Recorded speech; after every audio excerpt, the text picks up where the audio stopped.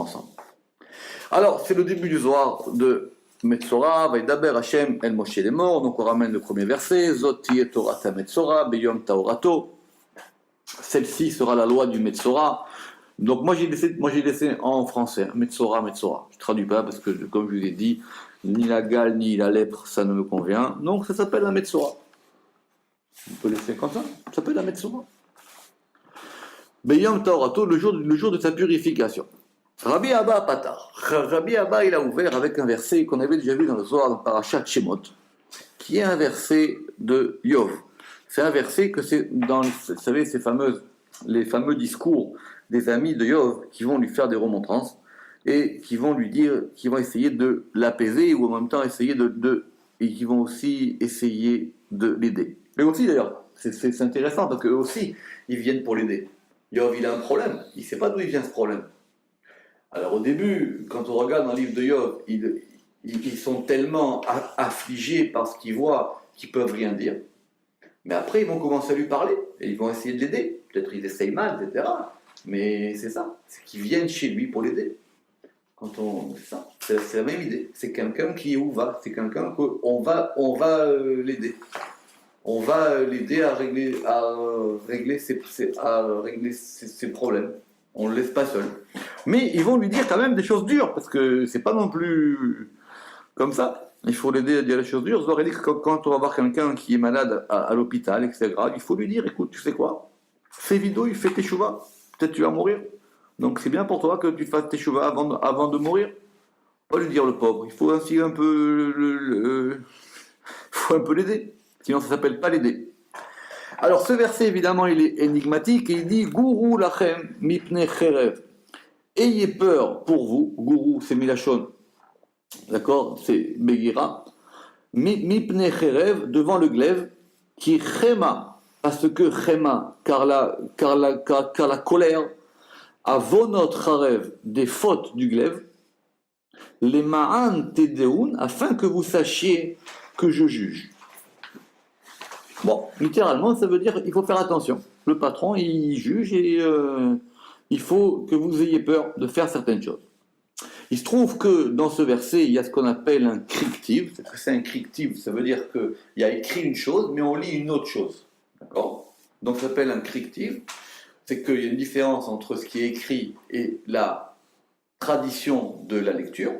Ça arrive souvent dans la Torah. Donc la dernière phrase, c'est Lema antedeun, afin que vous sachiez, shadoun, que je juge. Enfin, shadoun, c'est un peu c'est pas évident, mais ça veut dire que shadoun, c'est-à-dire quoi, que je juge. Alors, plus exactement, nous, c'est écrit sheddin, et nous, on lit shadoun.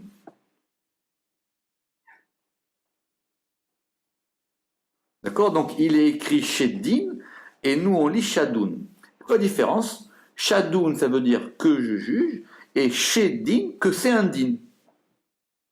Alors, c'est pas pareil, parce que s'il y a un jugement, ça veut dire qu'on met des choses. Si on dit qu'il y a un din, ça veut dire que, voilà, déjà, il est puni celui-là. Bon, c'est un verset qui est expliqué plusieurs fois dans le Zohar. On va essayer de voir ici d'une autre manière. Alors, on va revenir à des points fondamentaux. Toujours pareil, le Zohar, on a l'impression qu'il parle de choses générales, mais c'est très précis. Combien les hommes ils doivent garder leur voix et craindre Dieu, mais enfin c'est craindre devant le Saint béni soit-il.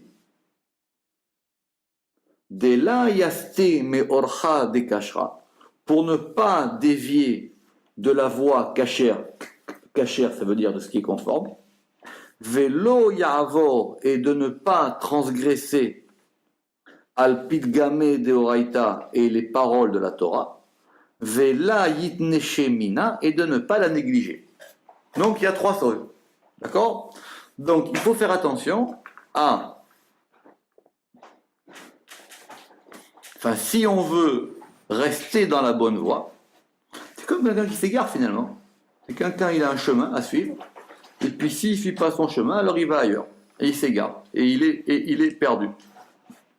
Alors, vous savez que pour justement baliser le chemin, Les Khamim, ils ont rajouté ce qu'on appelle des barrières. C'est-à-dire qu'on rajoute des... comment on appelle ça dans la... Des garde-fous.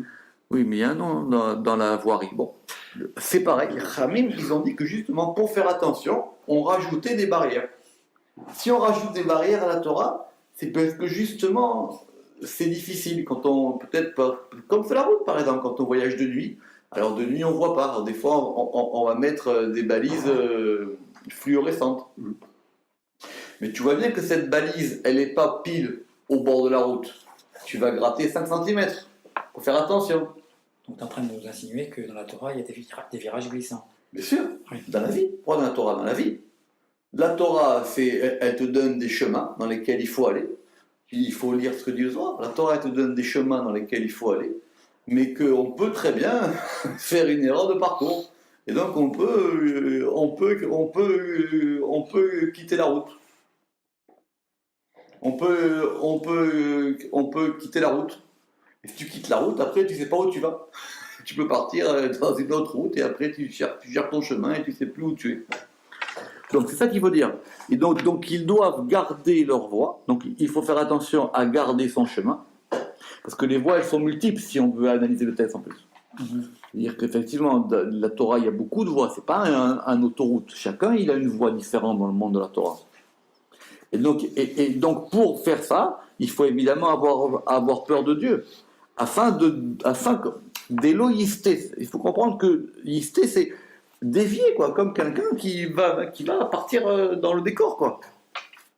Alors, d'éloïster meolchra de kashra, pour ne pas dévier de la voie qui est conforme, velo ya'avor al pidga meoraita, et de ne pas transgresser les paroles de la Torah, vela yitnaché mine, et de ne pas la négliger. Alors les commentateurs, ils vont dire pourquoi est-ce qu'effectivement il y a 3 choses comme ça. D'abord parce que premièrement, il y a la personne qui va sortir du droit chemin. C'est ça, littéralement, qui sort du droit chemin. Après, il y a celui, il reste encore sur le chemin, mais il commence déjà à être un peu proche du bord. Il reste sur le chemin, tu comprends? Mais il va un peu dévier. C'est-à-dire qu'il ne roule plus tout à fait droit. Il roule plus tout à fait droit. Il est encore sur le chemin, mais il roule plus tout à fait droit. Et donc, si maintenant tu vois qu'il roule pas tout à fait droit, tu es sûr qu'à un autre, il va quitter la route. C'est exactement comme ça. Et donc, effectivement, à la fin, il va oublier la Torah. Pourquoi? Des kolman de la lae beoraita. Parce que tout celui qui n'étudie pas la Torah. Donc, d'après le Zohar, tout ça, c'est lié effectivement au fait que de l'étude, parce que c'est l'étude fondamentale. Parce que si tu fais sans étudier, tu ne renouvelles pas ton énergie. Tu ne te reconnectes pas à la chose. Tu vis sur ton plein d'essence, quoi. Il faut que tu remettes l'essence tout le temps. Je comprends. C'est-à-dire que tu n'es pas connecté à la source. Tu vis sur ton réservoir. Alors il faut être, si tu veux être tout le temps, il faut avoir tout le temps être en lien avec la source de l'énergie. Alors, il y a d'abord tout celui qui n'étudie pas la Torah. Vela ishtadelba, et qui ne l'approfondit pas, et qui ne s'en occupe pas. Alors celui-là, Nezifaou mekucha berechou, Dieu il le blâme, c'est-à-dire Dieu dit ok, celui-là je le sors, je ne veux plus le voir. Verechika umine, et il est éloigné de lui. Parce qu'il s'éloigne de Dieu, il s'éloigne du chemin. Dis-toi que tu sais quoi, Dieu c'est le chemin. Il te donne le chemin.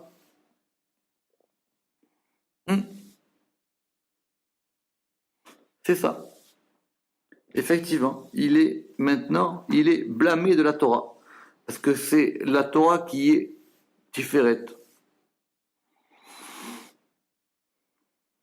C'est ça. Donc, parce qu'il va maintenant perdre de tous les côtés.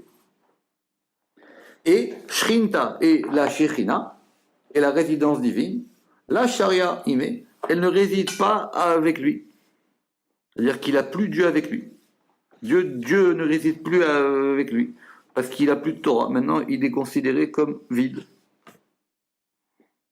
Alors tu peux pas dire, ok, peut-être il a pas de Torah, et beaucoup vont discuter, peut-être que s'il a pas de Torah, peut-être encore il a une présence divine en lui. Il dit non, si tu perds ce degré de Torah, à la fin tu as plus rien. Et ces gardiens qui l'accompagnent. Pourquoi? Parce qu'on a tous des gens qui vous accompagnent. On a tous des gardiens. Il a marqué qu'effectivement, on a tous des anges qui nous accompagnent, des gardiens, quand on est dans la Torah. Et maintenant, lui, même ces gardiens, ces garde-fous qui l'aidaient sur son chemin, ils vont disparaître. Ils s'éloignent de lui. Et de plus, et là, des maintenant, et non seulement ils vont partir, mais en plus, ils vont annoncer partout.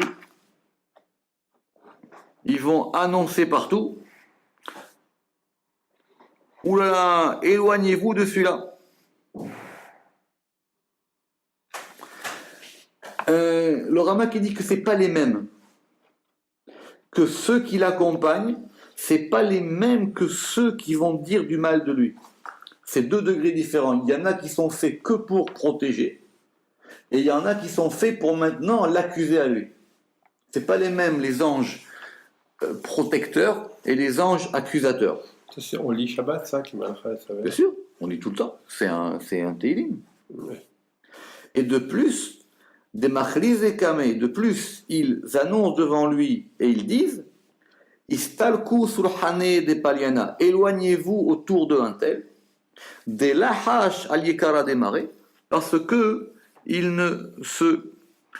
ne fait pas attention à la gloire de Dieu. Oui, parce qu'effectivement, le fait de faire la Torah, c'est au moins de reconnaître qu'il y a Dieu sur terre. Lui, maintenant, il fait plus attention. Alors, c'est comme s'il fait plus attention à ça. Il vit dans un monde sans Dieu. Donc, il fait pas attention à ce que le fait que Dieu est partout. Parce que tu peux faire ce que tu veux, mais c'est ça. Alors, malheur à lui. Deha, shavukua ilahin vedatahin, car les supérieurs et les inférieurs. Donc, c'est quoi les supérieurs? Eh bien, c'est Dieu et la Shrina. Et les inférieurs, ce sont les anges qui vont l'aider. Ils l'ont abandonné. Et il n'a pas de part dans la voie des vies. Parce qu'il n'est plus lié à la Torah. Il va vivre maintenant du côté de la mort. Maintenant, ce sont les forces de la mort qui vont le faire vivre. C'est pour ça que le Zohar il dira qu'il y a des vivants qui sont morts et il y a des morts qui sont vivants. Il y a des gens qui puisent du côté de la vie et des gens qui puisent du côté de la mort. Ils vivent, mais ils vivent des forces de la mort. Ils vivent des forces négatives. C'est-à-dire qu'ils deviennent morbides. Ils vivent des forces de la mort. C'est marqué dans l'Hydra, il y a marqué un verset qui dit Lo hametim yahalleluya velo kol yordi duma. Il dit, David Amelech, il a dit, ce ne sont pas, on dit dans le Hallel, Lo hametim yahalleluya, ce ne sont pas les morts qui vont te louer, velo kol yordi duma, et non pas tous ceux qui descendent dans Douma. Douma, c'est ils descendent au fond des ténèbres. Vous aurez dit, mais pourquoi tu répètes? Et s'ils sont morts, ils sont en bas. Il dit non, parce qu'il y a des vivants qui sont morts, il y a des morts qui sont vivants. Il y a des gens qui, après leur mort, ils continuent à dégager de la vie. Et il y a des gens, même de leur vivant, ils dégagent de la mort. Ça, en fait, c'est sa définition de sadique de Shani. Alors, Vekadi Ushtadel Bepulchana démarrer. Maintenant, quand il va s'occuper, lui, du service de son maître, Vela e Beoraita, et qu'il étudie la Torah, Kaman et Turin Zeminin et Kablael et Antrale, de nombreux gardiens se trouvent devant lui pour le protéger. Ushrinta Ashariale, et la résidence divine, elle repose sur lui. C'est ça. Parce que maintenant, effectivement, c'est ça que ces anges-là, ils vont le revenir. Et même, ils vont le protéger pour pas que ces autres anges mauvais ou ces influences mauvaises, elles viennent l'embêter. Parce qu'ils sont toujours là pour vous embêter. Ne vous inquiétez pas. Ils font que ça. D'accord?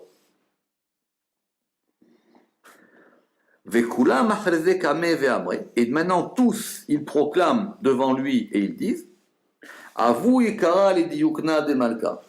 donner de la gloire à l'image du roi, parce que cet homme-là, maintenant, il a une image, il ressemble à quelque chose. On voit que c'est lui il est fait à l'image du roi.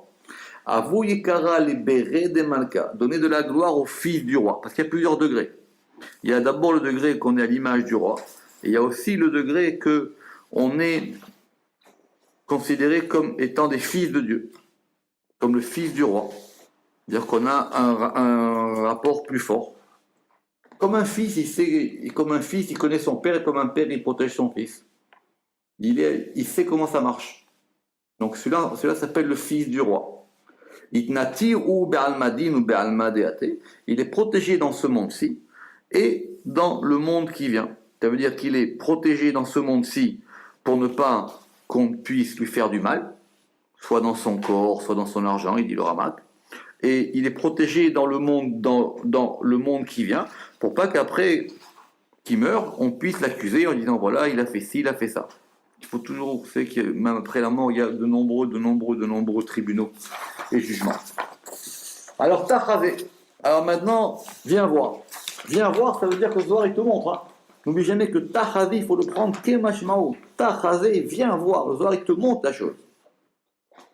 Belishna bisha de amar nahash liiteta. On va revenir au premier qui a fait de la shonara.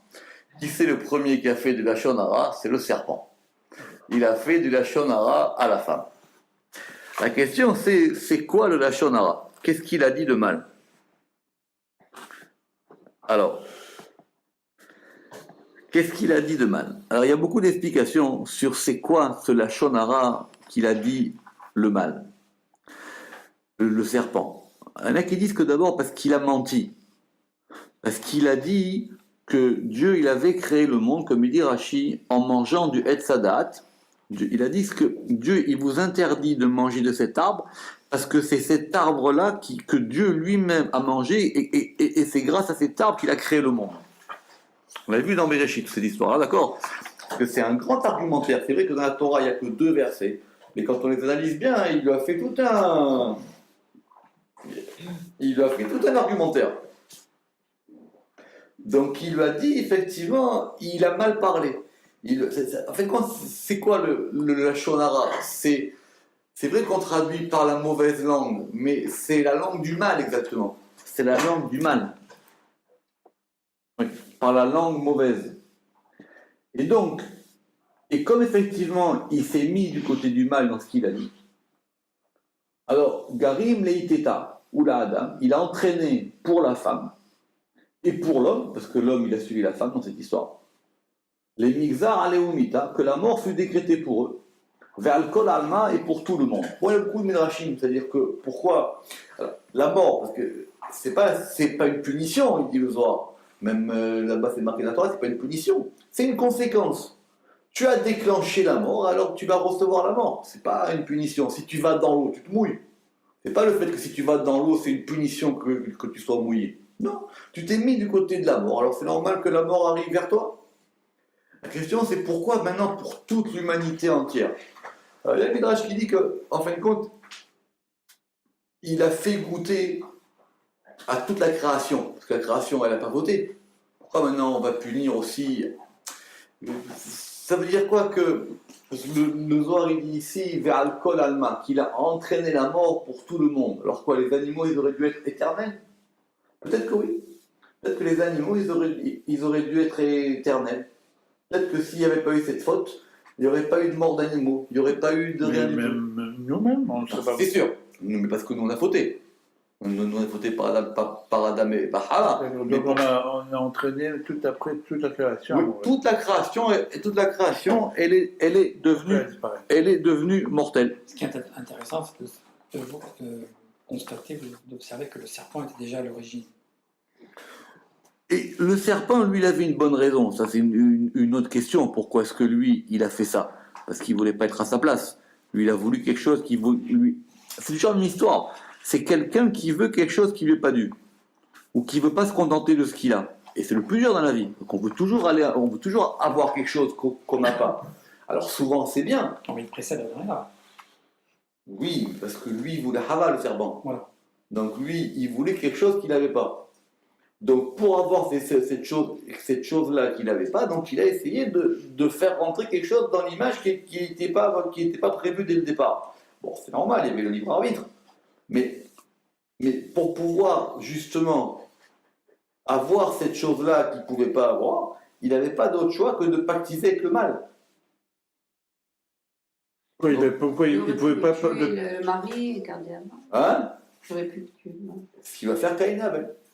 Pourquoi il n'aurait pas pu prendre. Lui, il n'avait pas possibilité de manger le fruit, lui, pas lui-même. Tout Lui, il ne seul. s'intéresse pas le fruit, lui. Lui, il ne s'intéresse pas, lui, ce qui intéresse c'est Hava, lui, le serpent, il n'a pas de problème métaphysique, le fruit, ça ne l'intéresse pas, le fruit. Mais, Ce qu'il voulait, c'était... Est-ce que c'est erroné de dire qu'il y a déjà une dualité dès l'autre? Alors, on revient à notre histoire. Donc, c'est à cause de ça. Donc, c'est ça que le Nachash, il a fait pour la femme.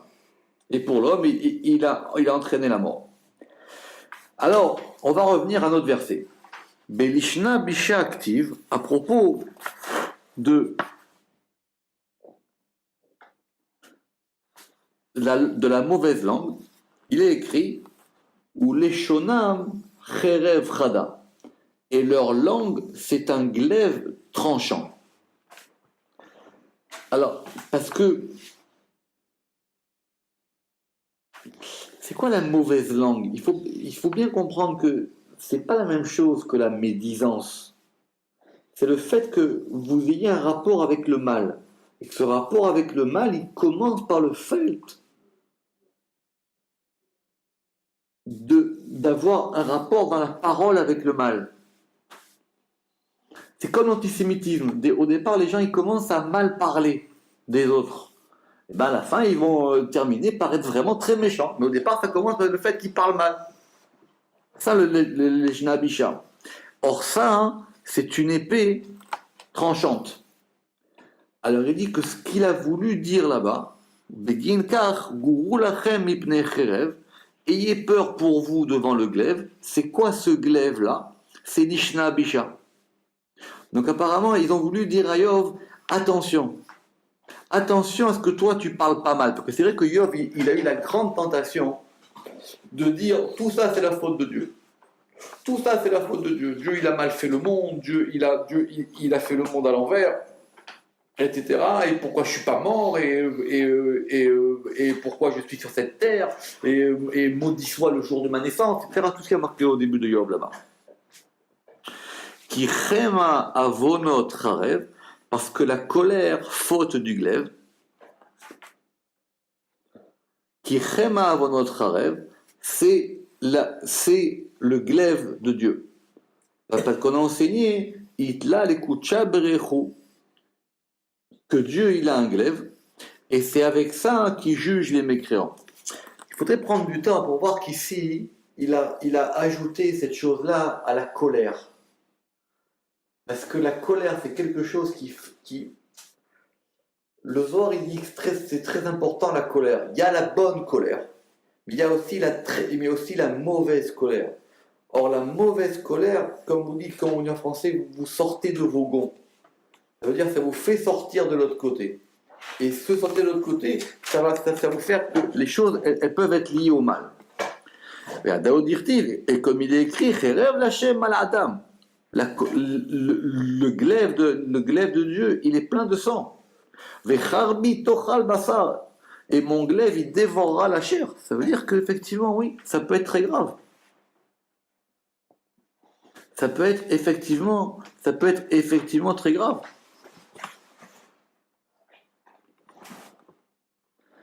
Alors, ubegin car guru lachem ipnei cherev. Donc c'est pour ça qu'on a dit là-bas dans le verset. Ayez peur pour vous devant le glaive, parce que la colère, faute du glaive, afin que vous sachiez que je juge. Alors c'est pour ça qu'il écrit, afin que vous sachiez qu'il y a de la rigueur. C'est pas un jugement. C'est qu'il faut savoir qu'effectivement, ça se paye. Il y a de la rigueur. Vous avez provoqué un dommage, et donc effectivement, ce dommage-là, il peut se faire. Oui. Ben ici, c'est oui, din c'est la rigueur. Din ici, c'est de la rigueur, c'est plus que du jugement. Ben din tedeun, parce que pour que vous sachiez, que je jugerai ainsi celui qui a un glaive dans sa langue, il sera préparé pour lui un glaive qui détruit tout. Donc c'est pareil. C'est lui, il a déclenché un glaive, donc il y aura un glaive contre lui. C'est Mida Keneged Mida. Et il sera jugé par ce glaive. Et donc c'est pour ça qu'il est dit Zot tiye Torah Metzora, voilà ce que sera la loi du Metzora. Alors d'accord, ce soir il nous a ramené sur le verset du début. Mais qu'est-ce qu'on va gagner? Alors, le Rama qui veut expliquer comme ça que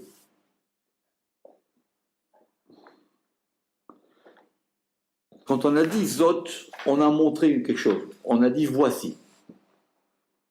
Voici, cette personne-là, elle a créé un dommage.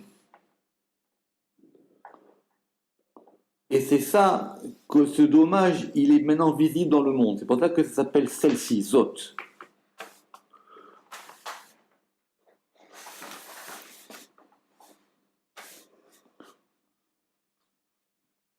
Et le jour de sa, c'est marqué Beyom Taorato, le jour de sa purification, c'est maintenant vous avez raison, comment est-ce qu'on va le purifier, cette personne-là? Comment est-ce qu'elle peut se ramener vers le droit chemin? Rachid, il a dit que sa purification, elle peut se faire que s'il sort de la nuit pour entrer dans le jour.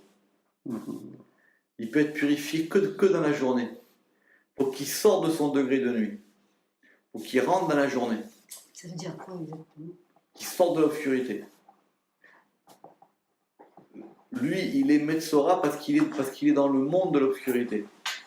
Le Beyom, ça veut dire qu'il faut qu'il rentre dans la journée, il faut qu'il rentre dans le degré du jour, pour qu'il voit clair maintenant. Ça peut l'aider, effectivement, à se purifier de cette chose-là. Parce que c'est quoi? Comme il est dans la nuit, donc il ne reçoit plus de lumière. Donc c'est ça finalement le dommage qu'il a. Comme il ne reçoit plus de lumière, donc c'est ça qu'il a dit dans le Targum, il est fermé. Il ne reçoit plus de lumière. Il est dans le noir. Donc il se décompose. Oui. Ah, d'accord. Il va se décomposer. Alors il y a plusieurs étapes. C'est d'abord la peau, les vêtements, etc. Il se décompose. Mais il faut le ramener dans le degré de la lumière. Baruch Adonai Leolam. Amen ve Amen.